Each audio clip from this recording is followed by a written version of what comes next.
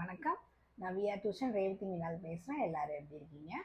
இன்னைக்கு நம்ம பார்க்க போகிற டாபிக் வந்து டைம் மேனேஜ்மெண்ட் பற்றி. இந்த டைம் மேனேஜ்மெண்ட் அப்படின்னு சொல்லும் போது இது படிக்கிறவங்களுக்காக மட்டும் இல்லை.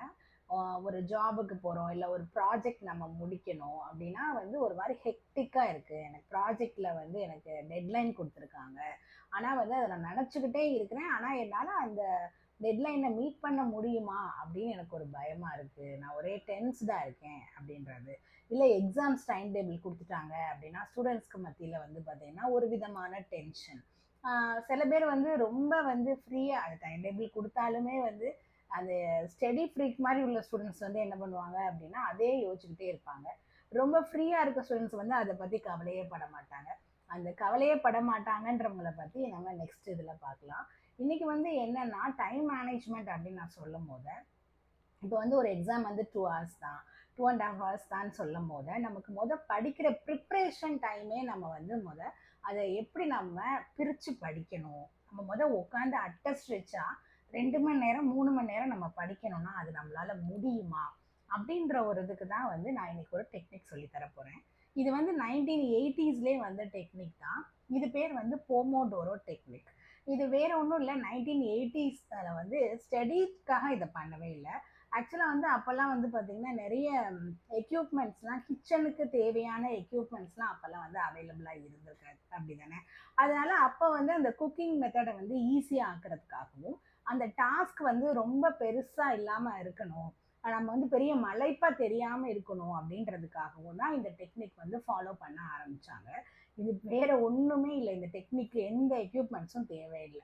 நம்மக்கிட்ட இப்போ இருக்கிற கையில் இருக்கிற ஒரு மொபைல் ஃபோன், இல்லை மொபைல் ஃபோன் இல்லைனாலும் ஒரு அலாரம் அடிக்கிற மாதிரி ஒரு டைமர், அது மட்டும் போதும் நமக்கு இந்த டெக்னிக்கை ஃபாலோ பண்ணுறதுக்கு. இப்போ நம்ம என்ன பண்ண போகிறோம் அப்படின்னா, நம்மளோட டாஸ்க் வந்து என்ன? இப்போ வந்து ஒரு படிக்கிறவங்களா இருக்கிறாங்க அப்படின்னா, இப்போ நான் வந்து ஒரு யூனிட்டை வந்து நான் இன்னைக்கு முடிக்கணும் அப்படின்னு நான் நினைக்கிறேன் அப்படின்னா, அந்த யூனிட்டை முடிக்கிறதுக்கு எனக்கு வந்து 1 hour தேவைப்படுது, இல்லை 2 hours தேவைப்படுது அப்படின்னா, இந்த டெக்னிக்கில் என்ன பண்ணுவாங்க அப்படின்னா 25 மினிட்ஸ்க்கு நம்ம வந்து அலாரம் செட் பண்ணிக்கணும். இந்த 25 மினிட்ஸில் உங்களால் எவ்வளவு அந்த கொடுத்துருக்க யூனிட்டில் உங்களால் முடிக்க முடியுமோ அதை கம்ப்ளீட் பண்ணிவிட்டு 5 மினிட்ஸ் வந்து என்ன பண்ணணும் அப்படின்னா ஸ்ட்ரிக்டாக நீங்கள் வந்து பிரேக் எடுத்துக்கணும். மீன்ஸ் அந்த 25 மினிட்ஸ் நீங்கள் வந்து உட்காந்து படிக்கிறீங்க, அந்த ரிமைனிங் 5 மினிட்ஸ் அந்த பிளேஸ்லேருந்து நீங்கள் எந்திரிச்சிட்டு நீங்கள் வந்து உங்கள் வீட்டுக்குள்ளேயோ இல்லை நீங்கள் வந்து அதாவது ஒரு ப்ராஜெக்ட் பண்ணுறீங்க அப்படின்னா ஒரு ஆஃபீஸ்லேயோ என்ன பண்ணணும்னா ஒரு 5 மினிட்ஸ் வாக், இல்லை பக்கத்தில் இருக்கிறவங்க கிட்ட நீங்கள் பேசலாம். உங்களுக்கு வந்து அதில் ஒரு 5 மினிட்ஸ், அதாவது 25 மினிட்ஸ் வந்து நீங்கள் செய்ய வேண்டிய கோல், ரிமைனிங் 5 மினிட்ஸ் வந்து உங்களுக்கான டைம் அப்படின்ற மாதிரி ஒரு பிரேக். போய் தண்ணி குடிச்சிட்டு வரலாம், இல்லை ஒரு நடந்துட்டு வரலாம், இல்லை கொஞ்ச நேரம் கண்ணை மூடி உட்காரலாம். நெக்ஸ்ட் அந்த 5 மினிட்ஸ் ஒரு அலாரம் அடிச்சதுக்கப்புறம் நெக்ஸ்ட் 25 மினிட்ஸ் வந்து நீங்கள் திருப்பி உங்களோட டாஸ்க்குள்ளே வந்துடணும். இது மாதிரி நீங்கள் வந்து போமோடோரோ டெக்னிக் வந்து என்ன பண்ணுவாங்க அப்படின்னா 1 hour அப்படின்னு நம்ம சொல்லும் போதே அதில் வந்து 25 மினிட்ஸ் வந்து அந்த டாஸ்க்குக்காக நீங்கள் ஒர்க் பண்ணுறீங்க, ஒரு 5 மினிட்ஸ் பிரேக் பண்ணுறீங்க. இது ஃபர்ஸ்ட் போமோடோரோ டெக்னிக். செகண்டுக்கும் you going to repeat the same thing. இதே மாதிரி தான் ரிப்பீட் பண்ண போகிறீங்க. அப்போது உங்களுக்கு 1 hourலேயே வந்து உங்களுக்கு 10 மினிட்ஸ் கிட்ட வந்து உங்களுக்கான நேரம் அப்படின்னு கிடைச்சிருது. இந்த ரிமைனிங் இருக்கிற அந்த 25 நீங்கள் ப்ராப்பராக நீங்கள் என்ன பண்ணிடுறீங்க, உங்களோட டாஸ்கில் நீங்கள் கவனம் செலுத்துறீங்க. அப்படி இந்த மாதிரி நம்ம பிரித்து நம்ம ஒர்க்கை செய்யும் போது அந்த ஒர்க் வந்து பார்த்தீங்கன்னா பெருசாக மலைப்பாக இருக்காது. ஸோ 1980ஸ்ல இந்த மெத்தடை தான் வந்து அவங்க வந்து எல்லாத்துக்குமே யூஸ் பண்ணாங்க. அதாவது குக்கிங் டெக்னிக்ஸ்னாலும் சரி, பெரிய பெரிய ஒர்க்கு செய்கிறதுனாலும் சரி. இப்போ என்ன அப்படின்னா அந்த ட்ரெடிஷ்னல் மெத்தட்ஸ் தான் வந்து இப்போ உள்ள ஜென்ரேஷனுக்கும் தேவைப்பட்டுருச்சு. ஸோ இந்த மாதிரி வந்து அதாவது என்ன மாதிரி ஆளுகிட்ட நீங்கள் வந்து என்னோட குழந்தை வந்து ரொம்ப நேரம் வந்து மொபைல் பார்க்குது, அவங்களால வந்து கான்சென்ட்ரேட் பண்ணவே முடியல. இப்போ இந்த நம்மளோட ரீலே எடுத்துக்கோங்களேன், நம்மளோட யூடியூப் இதே எடுத்துக்கோங்களேன்.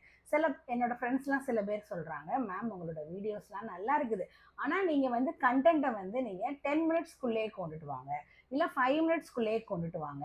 ஏன்னா இப்போ உள்ள ஃபாஸ்ட் ஜென்ரேஷனில் நீங்கள் என்ன சொல்ல வர்றீங்கன்றத வேகமாக சொன்னால் தான் அவங்க பார்க்குறாங்க அப்படின்றதெல்லாம் இருக்குது. ஆக்சுவலாக சில நேரங்களில் சில விஷயங்களை நம்ம கன்வே பண்ணுறதுக்கு அட்லீஸ்ட் 10 மினிட்ஸ் அது தேவைப்பட தானே செய்யுது.